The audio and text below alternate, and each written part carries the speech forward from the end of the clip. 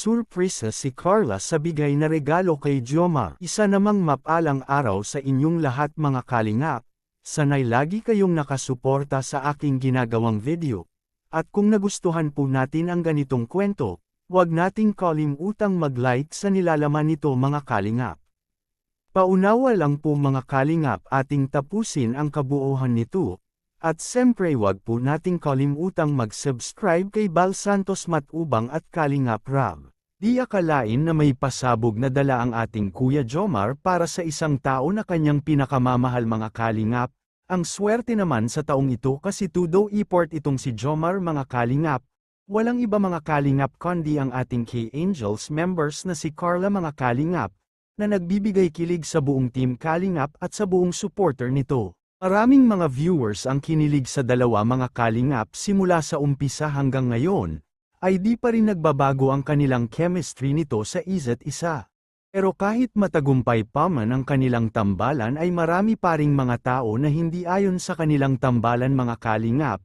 Ngunit kahit ganon ay di sila nagpapatinag sa mga basher na kanilang natatanggap mga kalingap, dahil naniniwala sila sa kasabihang forever na gusto nilang makamit habang buhay mga kalingap.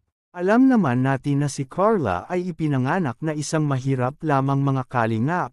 Ngunit kahit minsan hindi niya iyon ikinahihiya sa kanyang sarili, bagkus nagtitinda pa nga siya noon ng kamotang kahoy sa kalye para may magamit sa araw-araw na pangangailangan mga kalingap. Si Jomar naman ay pinanganak ito na may kaya sa buhay, dahil sa kanyang mga mabubuting magulang mga kalingap.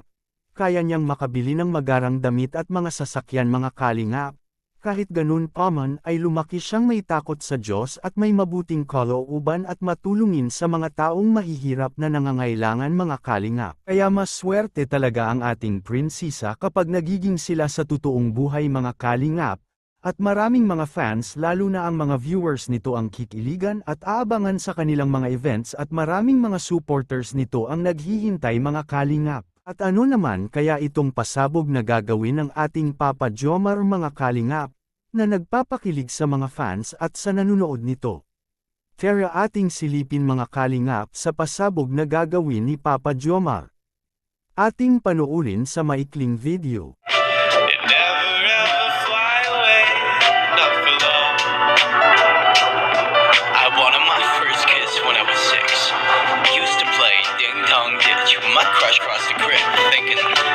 Baka mag-ibat pa ng ano mo. Ano yung hindi mo sa akin? Nagdin ako regalo para sa'yo. Exchange gift tayo ha.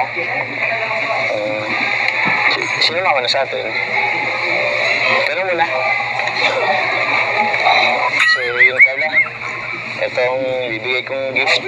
Ito yung gift ng pasasalamat ko sa'yo. Salamat kasi ikaw yung dahilan kung ba't ako nagpapatuloy. Thank you kasi dumating ka sa akin noong 2023. Ito, thank you kasi dati kasi nung nag-umpisa pa lang ako mag-vlog, medyo hindi ako motivated, hindi ako ginaganahan. Pero sumula nung dumating ka, yun, na-motivate ulit ako, na-inspiration tuloy, na-inspired ulit ako na magpatuloy sa pag-vlog. Actually, Carla, itong regalo kong to, kulang pa to, hindi ito matutumbasan yung halaga mo para sa akin. Ganun ka kahalaga.